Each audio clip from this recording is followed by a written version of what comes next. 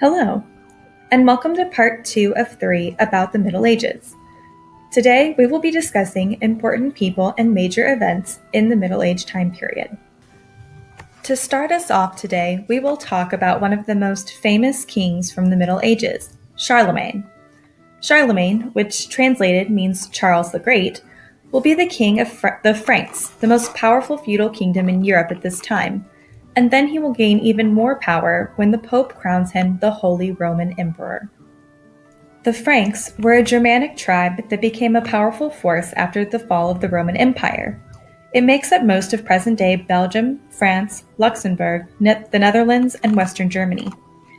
Charlemagne was crowned the king of the Franks in the late 8th century and will then begin his mission to unite all of the Germanic people into one kingdom and convert all of his subjects to Christianity. He was a very good military strategist, and he actually spends most of his reign fighting, not at home ruling. It is estimated that he initiated 50 different war campaigns during his rule. Charlemagne was also an advocate for the lower classes. He believed in educating the lower classes and increasing literacy rates.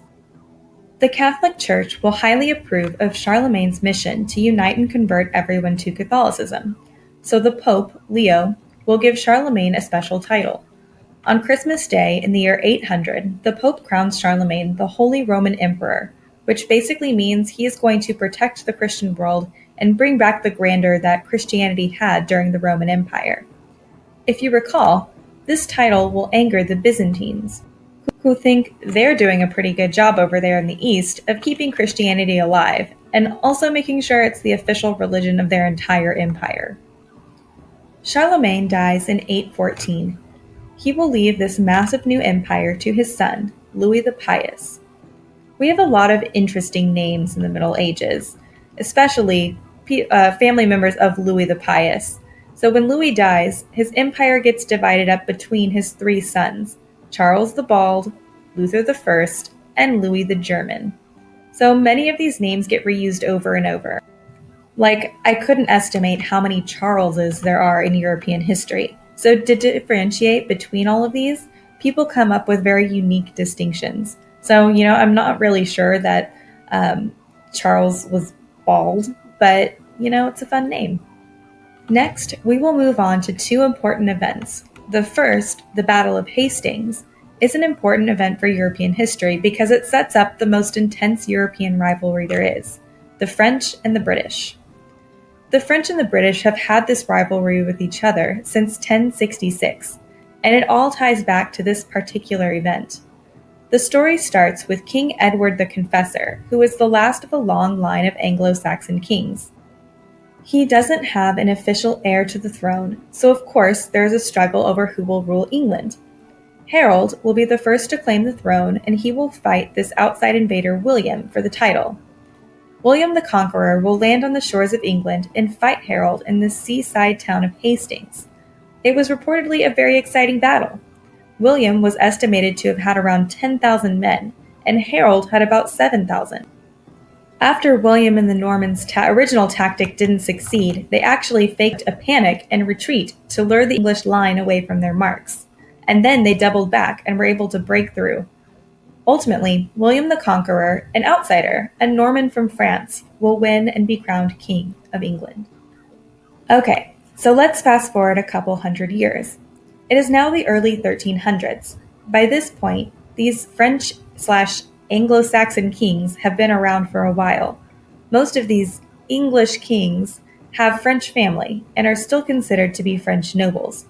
Many of them actually own royal land in France and have French titles. When the French king Charles IV dies with no sons, his next male relative will be his nephew, the reigning British king, Edward III. But because he was not in France at the time, and his mother tried to hold the throne for him, the nobles in France argued that a woman could not hold the French throne. So basically, he wasn't in France at the time, so he didn't get to be king.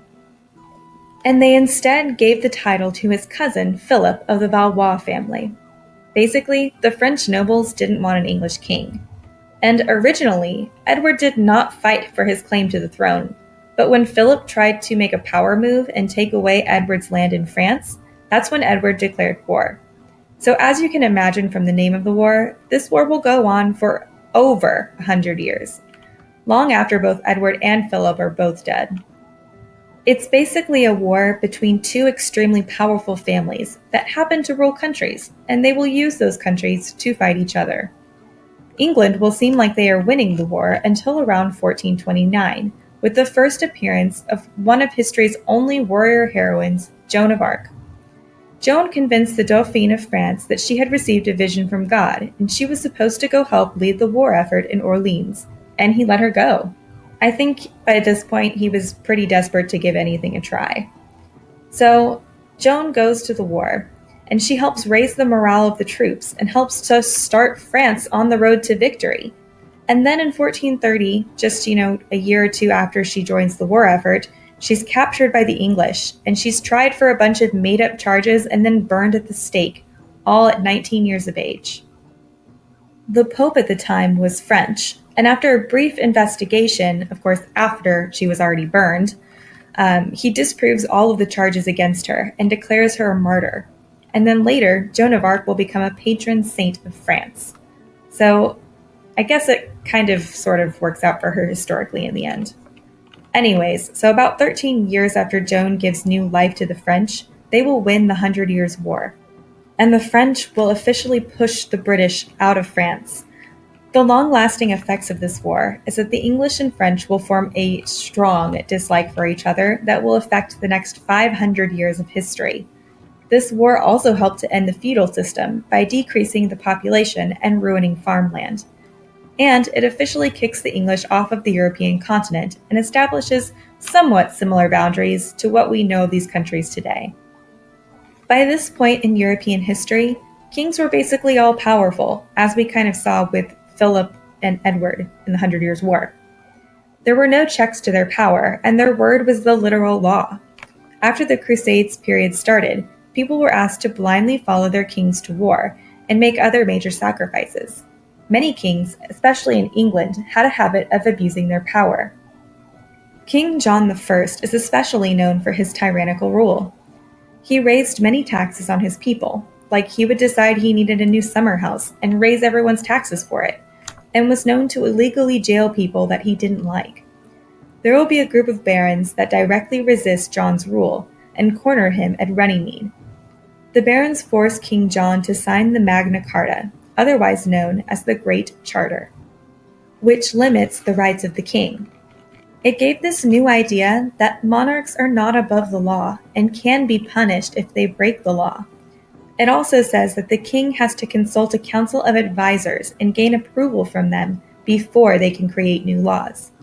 And finally, it said that kings could not tax arbitrarily, so they can't just tax someone because they want to pay off their gambling debts, which is, by the way, an actual reason kings have to raise taxes during this time. All of these items in the Magna Carta effectively attempt to limit the power of the king, and we are starting to see this idea of a limited monarchy forming. The barons that get King John to sign the document are not successful short term. He basically goes back to doing whatever he wanted later on, but his grandson will bring this document back to life and enforce more of it. One thing that will develop because of the Magna Carta is the beginnings of British Parliament. They already had nobility in the Great Council, or like the King's Advisory Committee, but in the later 13th century, they will add middle-class merchants and other respected non-noble people. This combination is what will later become Parliament. By 1400, two chambers or sections will evolve. One will be the House of Lords. And like the name suggests, this representative group will be made up of nobility, and membership is passed down by noble families.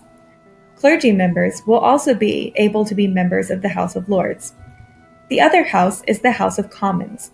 Again, the name kind of gives it away, but non-noble people like the middle-class people and knights would be in the representatives of this house. Entrance in this house was usually... The last thing I wanted to mention today about the Middle Ages is that as we approach the end of the Middle Age period, the architecture starts to change. If you remember in the early Middle Ages, they used what is known as Romanesque architecture. It was bulky and thick, with small windows, and didn't have much really to it. This new style that we'll develop is called the Gothic style. As you can see from the images on the screen, the Gothic style is more complex than the Romanesque. Builders will incorporate fine buttresses, pointed arches, thinner, less bulky walls, and beautiful stained glass windows. Notre Dame Cathedral in Paris is a perfect example of this amazing architecture. We are starting to see a shift to placing more importance on art and aesthetic that will be common during the Renaissance period. This concludes our episode on important people and events from the Middle Ages. Thanks for watching.